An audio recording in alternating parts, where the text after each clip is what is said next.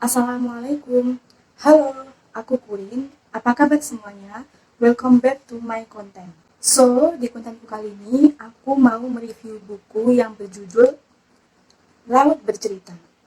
Buku Laut Bercerita ini ditulis oleh Laila S. Chudori. Dan ini dia identitas bukunya.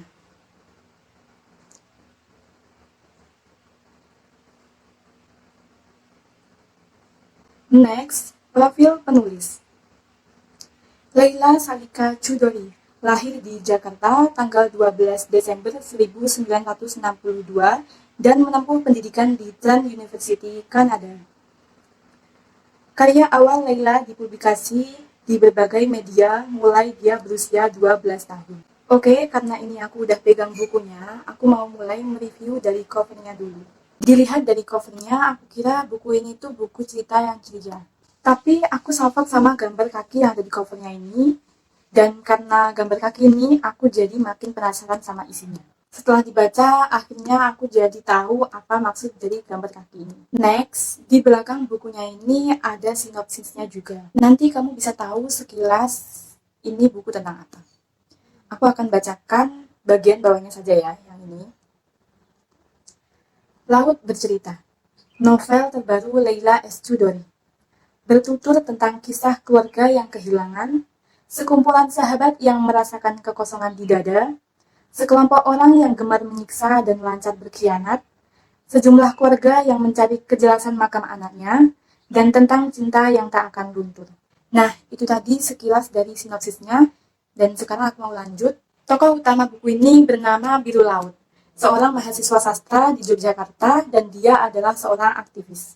Jadi, buku ini menceritakan tentang perjuangan para aktivis mahasiswa pada masa sebelum reformasi yang memiliki cita-cita untuk menciptakan Indonesia yang lebih demokratis. Segala macam penyiksaannya diceritain dalam buku ini. Bagaimana peran para aktivis-aktivis ini untuk melawan pemerintahan pada Orde Baru, bagaimana orang-orang kritis itu dibungkam, lalu rakyat hidup dalam tekanan, dan masih banyak lagi penyiksaan-penyiksaan lainnya. Itu sama sekali gak mudah, karena benar-benar intel pemerintahan itu bertebaran di mana-mana. Nah, di buku ini penulis menceritakan kisah di balik itu semua. Banyak keluarga yang kehilangan anak, suami, kakak, adik, sanak saudara karena peristiwa tersebut. Buku ini diawali dengan kisah bagaimana kehidupan biru laut sebelum dia masuk ke dalam dasar laut. Lalu dia disiksa dan akhirnya dia dibunuh dan dibuang ke laut. Dan dari dalam lautlah dia mulai bercerita. Dengan membaca buku ini, kita bisa lebih bersyukur karena bisa menikmati bangsa yang lebih demokratis seperti sekarang ini.